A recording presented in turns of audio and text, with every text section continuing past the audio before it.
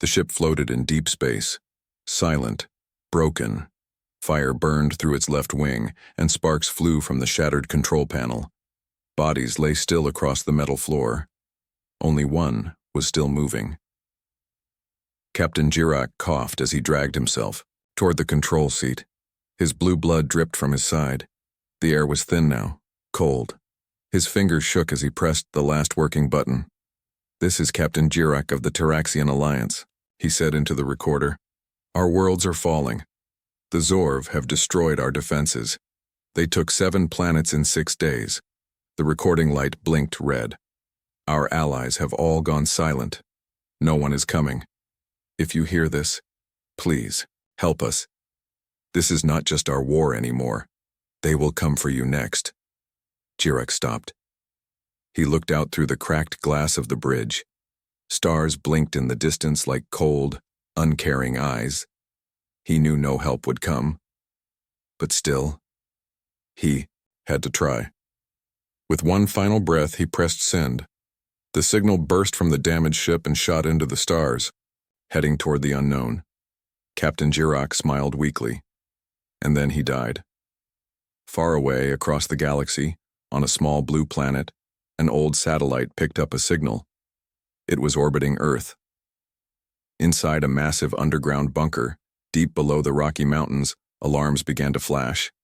Screens lit up. A computer system that had been silent for years suddenly came alive. Incoming distress signal. Language code, Earth Standard English, classification, Omega Levela. Tall woman stepped into the control room. She wore a black uniform with no rank. Everyone around her stood as she entered. "Where?" she asked calmly. "Sector 18 near the broken trade routes," a young officer replied. "Alien origin. Looks real. Message was sent 12 minutes ago." The woman nodded. "Wake them up." The officer froze. "Ma'am, you mean wake them up." The order traveled fast, across the Earth and beyond it. In a hidden base on the moon, lights turned on. Long, silent halls filled with noise. Cryochambers opened. One by one, armored figures stepped out, steam rising from their cold suits. A man opened his eyes. His muscles were heavy with strength, and his eyes glowed slightly red from the enhancements. "What's the situation?" he asked. "Signal came through," the voice replied in his earpiece. "Desperate call. Alliance is falling. Looks like a full-scale planetary invasion." The man cracked his knuckles. "About time." Back in space, the signal passed near. Other planets. Some ignored it. Some tried to trace it but gave up quickly. They didn't want trouble with the Zorv. Helping the weak meant painting a target on your own back. Only Earth responded. But Earth didn't reply with words. They responded with silence and preparation. Inside orbiting stations, engineers worked without rest. Giant machines were activated. Massive weapons, never before seen in the open, were loaded onto dark warships. One of the ships, the Vindicator, was larger than a city. Its engines glowed red like a rising storm. On board, thousands of soldiers, trained in silence, no music, no noise, only discipline. They were the Warborn, Earth's last answer to any threat, and they had just been called. Back on the dying Taraxian world of Halver Prime, the sky burned. Fires rose high as Zorv dropships landed by the thousands. The ground cracked from their weight. Taraxian soldiers ran through the ruins of their cities, firing weak plasma rifles. It barely slowed the enemy. In the command bunker, General Vulek watched the last battles unfold on a giant screen. His face was calm, but his eyes were tired. "How many worlds left?" he asked. "Only 2, his officer whispered. "We sent the last signal, but no one has answered." General Vulek closed his eyes. Then, suddenly, one of the screens blinked. A new signal, unknown source. The officer gasped. "Sir, a fleet is moving, not Zorv, unknown design, coming from a deep sector, from Earth." Vulek opened his eyes. "Earth? That old death world? I thought they vanished." "They never vanished, sir," the officer replied quietly. "They just went silent." Back in Earth's command center, the woman in black looked at a glowing map of the galaxy. A red circle marked the Zorv Empire. A green dot blinked near the edge. She tapped it. "All units," she said into her mic. "Mission is green. You know the rules. Earth doesn't do half measures. We don't send peacekeepers."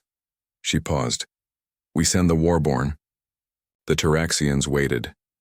They sat in deep space, their small rescue fleet hiding behind a dead moon. Their scanners searched for any response. But there was only silence. No voice. No message. Nothing. Counselor Mira stood in the center of the command ship. Her green skin looked pale under the soft light. Her fingers tightened around the edge of the console. "Still no answer?" she asked. Captain Valen shook his head. "No, not from Earth. Not from anyone," another officer added. "We sent over 30 signals. Earth's old satellite picked one up, but there's been no reply. Maybe it's abandoned." Mira looked through the glass window at the stars. Earth was once called a death world. They had weapons, storms, monsters, even war with themselves. If they still exist, they are not the kind to ignore a distress call. Captain Valen nodded. "Yes, but maybe they're too late." Suddenly alarms beeped. High-energy movement detected. An officer shouted, "Multiple warp trails, long-range jump signatures, unknown design." Everyone on the bridge froze. "Where are they coming from?" Mira asked. The officer blinked, then looked up in shock. Earth. In deep space, hyperspace tore open like paper. A hole in the stars formed. From it, ships emerged, massive, black, sharp, like blades. No flags. No messages. Only silence. But these were not pirate ships. These were not old cargo vessels. These were warships. One by one, they exited hyperspace like shadows crawling from the dark. The lead ship, the Vindicator, was almost a mile long.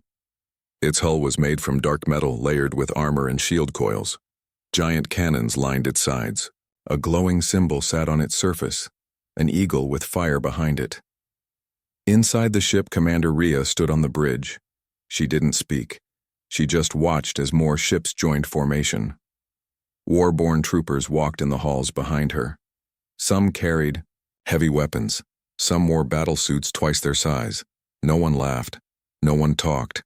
Everyone knew what they were preparing for. Total war. Back on the Taraxian ship, their crew watched in silence. "What? What are those?" one of the young officers whispered. "Warships," Captain Valen said. "Old style. No markings, no beacons, no transmissions. They're heading straight toward the Zorv front lines," another officer said. "But they're not sending messages, not even warning signals." Mira felt her heart beat faster. "They are not here to talk," she said. "This is Earth's answer." On the edge of Zorv space, in a system they thought was safe, something strange happened. An entire base stopped responding, then a second, then a third. At first, the Zorv commanders thought it was a communication error, but then video footage came through. It showed something falling from the sky, fast, glowing, silent. Moments later, a massive explosion. No sound, just light. The base vanished in fire. No warning, no demand, just destruction. In the Zorv war room, General Krass slammed his fist on the table. "Who is doing this? Who dares attack us directly?"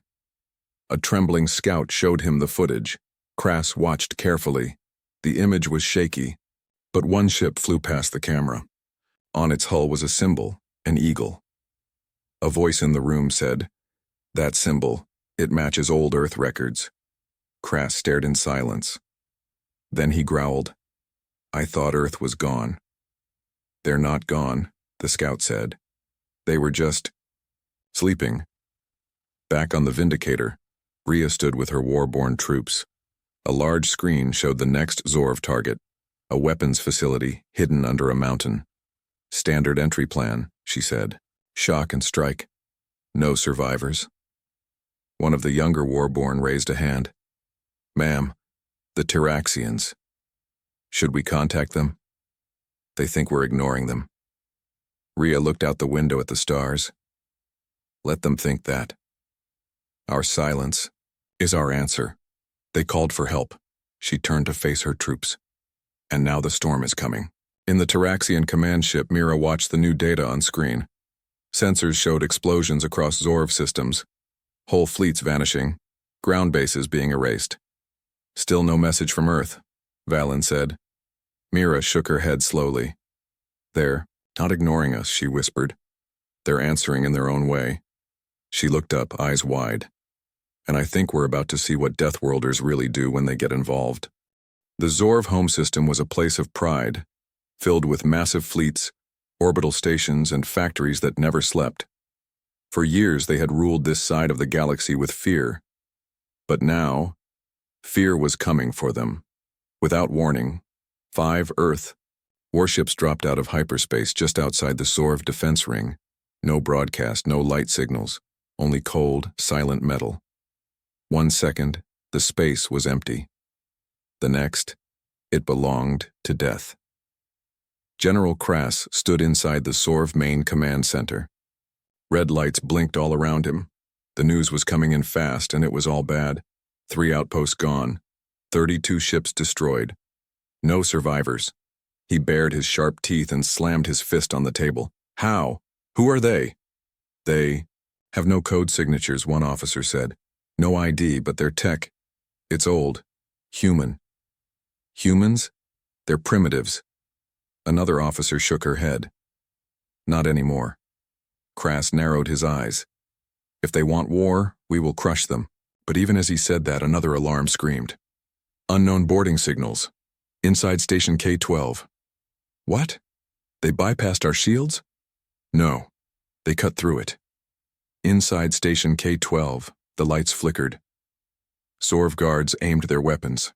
Down the hallway, but then the walls shook. The sound of boots echoed, heavy, slow.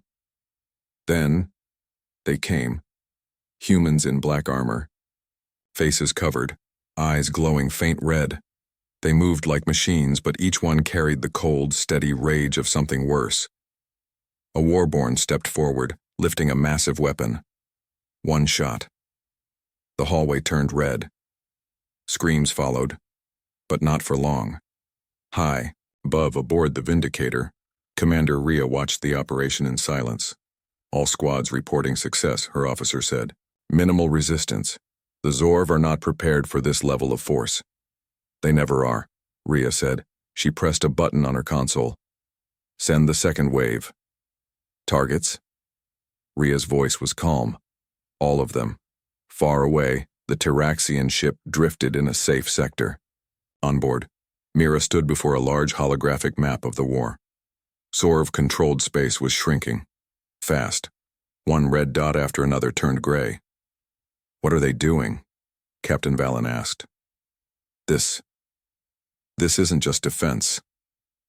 Mira stared at the map. It's cleansing, she said. They aren't pushing the Zorv back, they're erasing them. Valen looked pale. How many warborn do you think they have? Mira said nothing. She didn't know, but she feared the answer. On a quiet moon, deep in space, a Zorv science team had taken shelter. They thought no one would find them. They were wrong. A shadow moved across the rocks. Then, metal boots touched the ground. A warborn team landed silently. One of them knelt, scanning the area. He found the bunker door. Orders? One asked. Same as always, the leader replied. No survivors. They entered. The last thing the Zorv scientists saw was the flash of red light. Back on Earth, hidden. Inside the deep mountain base, a council of humans watched the war unfold. They called for peacekeepers, one old general said. But we are not peacekeepers. They asked for help, said another. And help was given, someone whispered. No one smiled. No one cheered. Because war was never something to celebrate. It was something to finish. In the final moments of Part 3, a single Zorv ship fled the battle. Its engines burned hot, running toward uncharted space. Inside, the pilot shook with fear. We were wrong, he said into the recorder. We thought the Deathworlders were myths, but they are real. He stared at the glowing war map. Whole sectors had gone dark. The Zorv Empire was falling. If you hear this, run. Hide. Do not speak their name. Do not go near Earth. They are not like us. They don't do half measures. They come with silence. He looked back once more, eyes wide, and leave with fire. The Zorv Empire once ruled over 10,000 star systems. Now, they were losing 5 systems every hour. Their fleets were being cut apart. Their commanders were vanishing. And still, no message came from Earth. No warning. No voice. Only silence. And fire. On the edge of the dark spiral nebula, a Zorv dreadnought, called Bloodfang, waited in hiding. It was one of the most powerful ships in the Zorv fleet. Its captain, Ralek, had survived 50 battles. He thought he was ready for anything. He was wrong. "Commander, sensors are acting strange," said his officer. "Something's jamming us." "Jamming? Out here?" Ralek frowned. "This area's dead. No signals." Just then, the screen flickered. One by one, the lights dimmed. The ship's power systems dropped to 60%, then 40%, then 10%. "No, restart." "The core," Ralek shouted. But it was too late. Outside the ship, something massive drifted silently out of the nebula. No lights. No heat signal. Just shadows and sighs. The Vindicator had arrived. Inside the Earth ship, Commander Rhea stood calm. "Target locked," her weapons officer said. "No warning," she replied. The order was clear: fire. Red beams sliced through the void.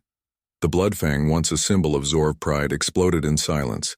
There were no escape pods. There was no mercy. Back at Zorv Command, the High Council was in panic. Another dreadnought lost. They are hunting us system by system.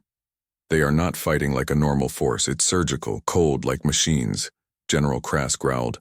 "Then we fight like beasts. If they want total war, we give it to them." But even he knew. It was already too late. On a deep space colony called Karis Base, thousands of Orv civilians tried to flee. Ships packed the skies. Panic filled the air. Mira, watching from a hidden Taraxian observer ship, turned to Valen. "Do you see now?" she said. Earth did not come to talk. They came to finish what the Zorv started. Valen looked at the evacuation ships. "Are they targeting civilians?" Mira sighed. "So far, no. The Warborn strike military targets only, but their silence makes them unpredictable. What if they change?" Just then alarms rang. A huge human ship arrived above Karis Base. Its name lit up on Taraxian scanners: the Juggernaut. Inside the Juggernaut, another Warborn commander reviewed the scan. No weapons detected on the colony. "Orders?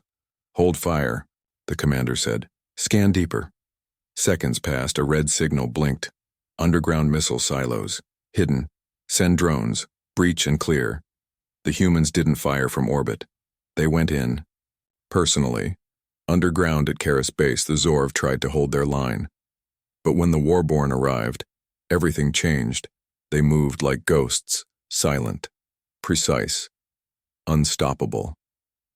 One by one, bunkers went dark. A Zorv officer begged over the comms. "We surrender. Please, we surrender." But there was no reply. The Warborn moved past him. They weren't there to negotiate. They were there to end threats. Back in space, Taraxian observers watched in shock. "They didn't destroy the colony," Valen said. "They removed the weapons, then left." "Yes," Mira said, "but they left a message on the planet's comm tower." "What message?" Mira turned to him, voice cold. "If you raise a weapon again, we will return." And we do not return. Twice. At the center of the Earth fleet, Commander Rhea stood before a massive hologram. It showed the galaxy. Zorv space was bleeding. Her second-in-command spoke. "Resistance is crumbling. They're fleeing in every direction." "Let them run," Rhea said. He nodded. "Our next jump? The core systems?" She paused. "No. We make one final call first." "To whom?" to the ones who sent the signal. The Taraxians. For the first time, Earth sent a message. A short transmission arrived at the Taraxian flagship. It had only 4 words. "We are listening now." Mira stared at it, her heart pounding.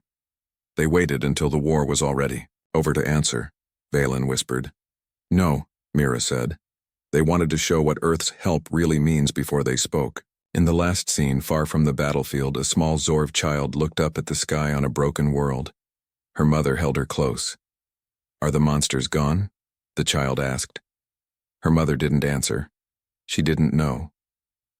Because the monsters they once feared had been replaced by something worse, something quiet, something cold, and something that never did half measures. For years, the Zorv Empire told stories about Earth. They called humans monsters, unstable, wild, too dangerous to be trusted. Now, the truth was worse. Because the humans were not monsters. They were controlled, precise. And when they came to fight, they didn't scream. They didn't shout. They just ended the war. On a shattered moon once owned by the Zorv, 2 survivors crawled through the ruins. One was a young soldier, the other an old scientist. They watched the sky. Earth ships hovered silently, above not attacking, just watching. "We used to laugh at them," the soldier whispered. "We said humans were weak, slow, divided." The old man shook his head. "No, they were just waiting." He coughed and looked at the stars.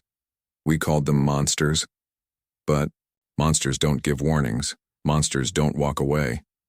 Back on Earth's flagship, the Vindicator, Commander Rhea studied a new message.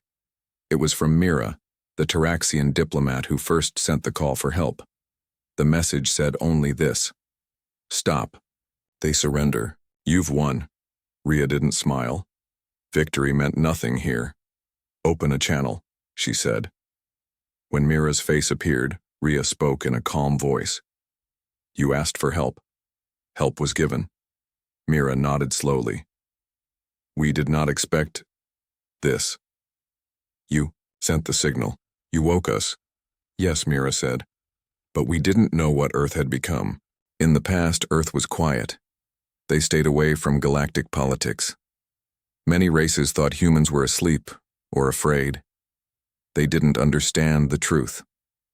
Earth was preparing. For years, they had watched the stars.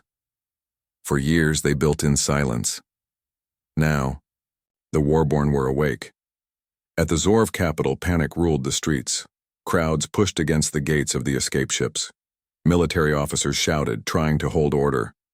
But the people were done listening. A massive Earth ship appeared in orbit. No weapons fired. It simply hovered, watching. And the silence was worse than bombs. Inside the last Zorv war room, General Krass stood with blood on his face. His empire had fallen. His armies were dust. He looked at the Earth ship in the sky and muttered, "Why don't they finish it?" An aide spoke carefully. "They already did." Krass's hands trembled. We were the monsters," he whispered. Meanwhile, Mira met with Earth's warborn officers face to face. They arrived without guards. No weapons, only dark armor and silent eyes. She asked a question that had been haunting the galaxy. Why didn't Earth respond sooner? The lead warborn answered in a voice like stone. Because every time we wake, we lose a part of what makes us human. A secret was revealed. The warborn weren't just soldiers. They were the price Earth paid for peace. Every warborn was once human, now changed, enhanced. Cold, trained to end wars fast. No politics, no delay, just results. Earth never meant to rule. They only meant to never be weak again. On a ruined planet, a warborn team found a group of Zorv children hiding in an underground shelter. The soldiers paused. No orders were given. They stood silently, staring at the frightened younglings. Then one warborn removed his helmet. He placed a food pack on the ground and walked away. The others followed. Not one word spoken. Mira saw the footage. She turned to Valen. They could have destroyed everything, but they didn't. Valen said, "So, they still have mercy?" "No," Mira whispered. "They have control." And that was more terrifying. In a private chamber aboard the Juggernaut, Rhea received a final report. Sorv resistance is gone. Civilian worlds are surrendering, no more threats. Rhea looked out at the stars. "Then we return. To Earth?" She nodded. "The galaxy isn't ready for what we've become." Before they left, Earth sent one last message to all systems. "We do not rule. We do not conquer. But if you raise your blades, know this. Earth does not do half measures." In the last moment of Part 5, Mira looked at the empty sky where the Earth fleet had vanished. "They're gone," Valen said. Mira nodded. Yes. For now, the galaxy had gone quiet. No more fleets, no more attacks. The Zorv Empire was gone. Burned, down in just 19 days, and Earth's Warborn had vanished into the dark again. But silence did not mean peace. Because now the galaxy was afraid of what Earth truly was. On a floating city above the clouds of Tiran 6, leaders from many species gathered. They called it a peace summit. But the truth was simple. They were afraid. Afraid the humans would come again, afraid they wouldn't. Mira stood in the center of the great hall, surrounded by voices. "They never declared war," one said. "They never claimed territory."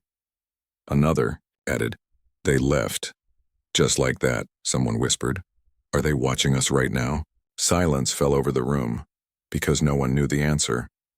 Meanwhile, deep in a hidden sector of space, the Vindicator moved through a dust cloud in silence. Inside, Commander Rhea stared at a glowing map. Red zones, former Zorv space, were fading. To black, Earth's job was done. Her second-in-command asked, "Why haven't we gone home?" She replied softly, "Because we're not sure if it's over." He didn't speak again. Even the Warborn felt the weight of what they had done. On the edge of a shattered moon, a group of scavengers searched through ruins left after Earth's attack. They were young, desperate, from different species, looking for weapons, data, anything useful. One of them, a boy named Tyrell, found a small metal cube. It was still warm. When he touched it, it lit up. A human voice played from it. "This is Warborn Unit 23. All threats eliminated. No civilian casualties. Returning to Shadow." Tyrell dropped the cube, eyes wide. They hadn't just destroyed. They had measured every move. Even after so much destruction, the Warborn had rules. Back at the summit on Tiran 6, a decision had to be made. Should the galaxy contact Earth? Ask for peace? Set limits? Or should they stay silent and hope Earth stayed away? One elder from the Varun Empire said, "Earth did not attack us. They answered a cry for help." A real diplomat hissed, "A cry we regret sending." Mira stood and raised her voice. "You asked for fire, and fire came. You don't get to blame the flame." The room fell quiet again. She looked around. "They didn't come to rule us, but they reminded us we're not ready for what they've become." At that moment, a sudden alert filled the chamber, a signal, old, faint, coming from deep space, encrypted in human code. Everyone stared. "Is it an attack order?" someone asked. Mira stepped forward and read the translation. "To those watching, we return to sleep. Do not wake us again." A simple message, but it chilled the entire room. Because it wasn't a threat. It was a warning. On Earth, far below the surface in an underground facility, Warborn Command went dark, lights shut down, doors sealed, chambers locked.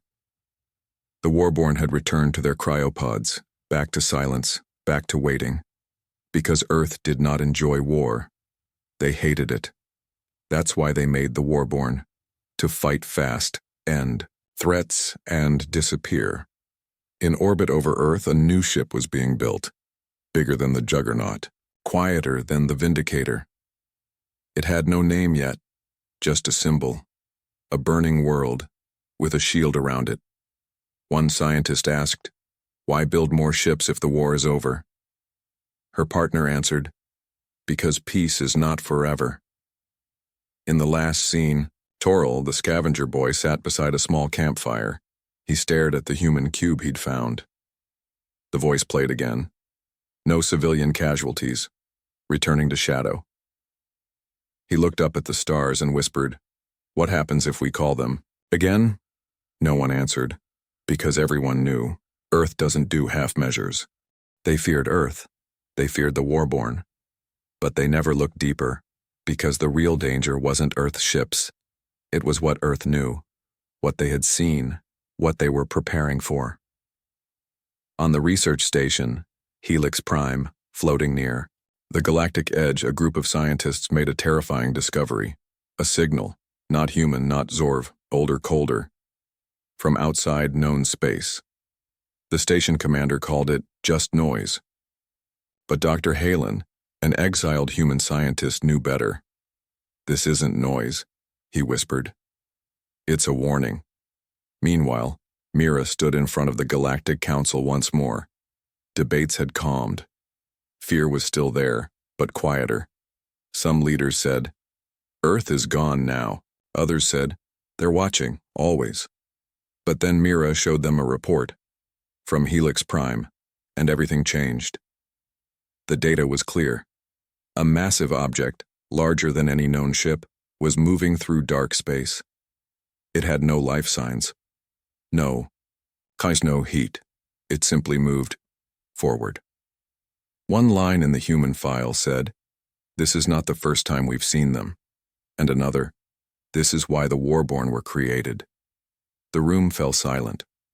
One council member finally asked, "Then, what did Earth fear?" Back on Earth, under the mountains of Siberia, an old man sat in a silent room filled with monitors.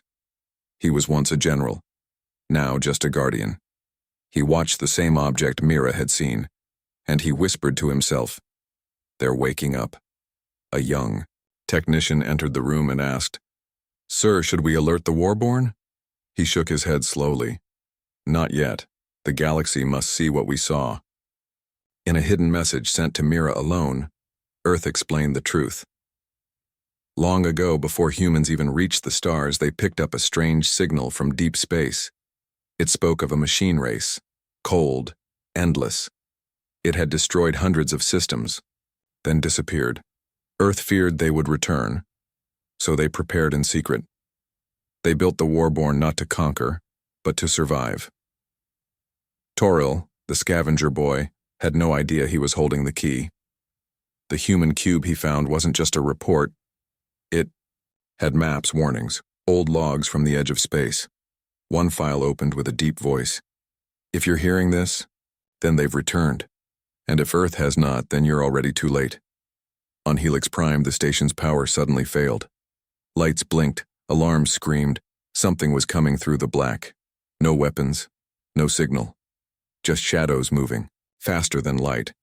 Dr. Halen screamed into the comms, "Send a message to Earth, now." But it was already too late. The last image recorded was a massive metal structure covering the stars. And then, silence. Back on Earth, deep inside the Warborn facility, a red light turned on. Only one word flashed on every screen. "Awaken." Steel pods hissed open. One by one, Earth's sleeping giants rose. Their eyes glowed, their minds connected. No fear, no questions, only one command. Defend all life. Aboard the newly built warship Oblivion's Edge, Commander Rhea stepped onto the bridge once again. "Where are we headed?" her second asked. She looked at the star map, to the edge, where the shadows waited. "The real war is about to begin," she said.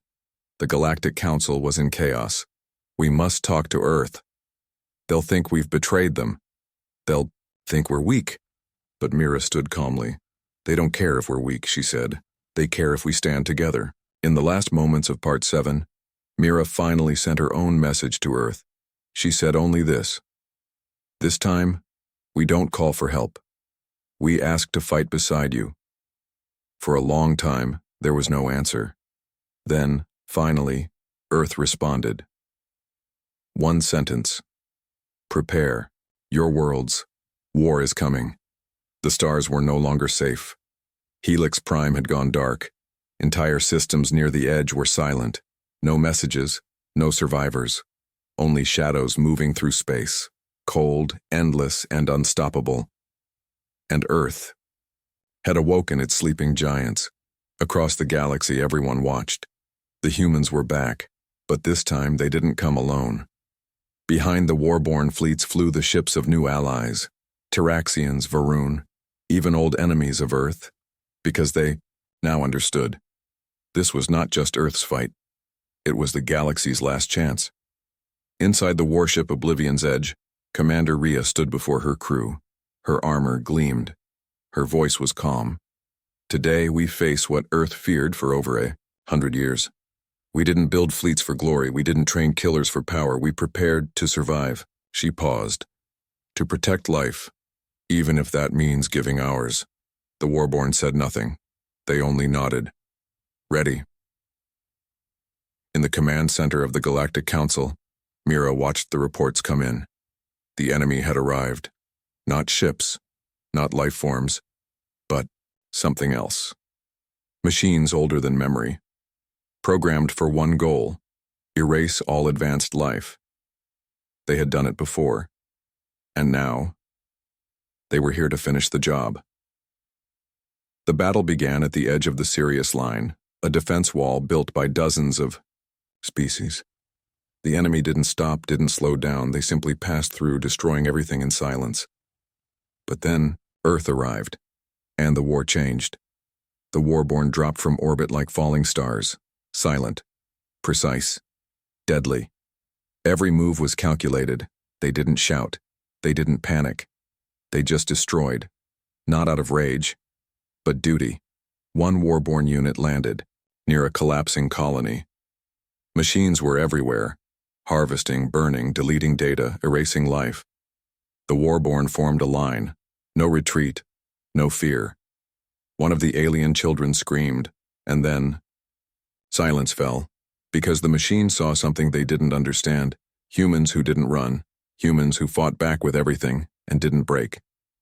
The machines began to change tactics, faster, smarter, adapting. But Earth had planned for that too. Backup fleets came. Hybrid tech, human and alien, was deployed. Weapons the galaxy had never seen were unleashed. From space, it looked like firestorms dancing across the stars. Still, the enemy pushed on. They reached the planet Varun 9, They took it. The path to the core worlds would be open. Rhea looked at the tactical map. Not one step more, she said, and dropped her fleet directly on top of the enemy. For 3 days the fighting never stopped. Machines fell from the skies like rain. Cities shook. But the Warborn stood firm. They had trained for this moment. They were Earth's shield. In the heart of the battle, Rhea faced the central machine, massive, armored, intelligent. It scanned her. You are outnumbered, it said. She replied, We're not here to win numbers, we're here to stop you. Then she triggered the pulse bomb. A wave of energy ripped through the field. The command node shattered, and everywhere, the machines began to fall. Silence returned. This time, real silence. No more fighting, just stars, and the cost of survival. After the battle, Mira stood beside Rhea on a quiet moon.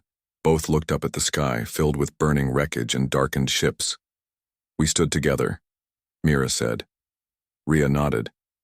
And that's why we're still alive. Across the galaxy, species rebuilt. Peace didn't return easily, but it returned because they had faced the end and survived together. Earth's Warborn didn't stay. They returned home, back to the shadows, back to sleep, because Earth still believed one thing: if you must go to war, make sure you never need to go again. Toril, the scavenger boy now grown, stood before a group of students. He held the old cube, the one that had started everything for him. He pressed play. The voice spoke once more. If you hear this, we are gone, but we leave behind our warning. Do not wake the fire unless you are ready to burn." He looked at the young ones and said, "They called Earth monsters, but monsters destroy for pleasure. Earth? They fought because no one else could.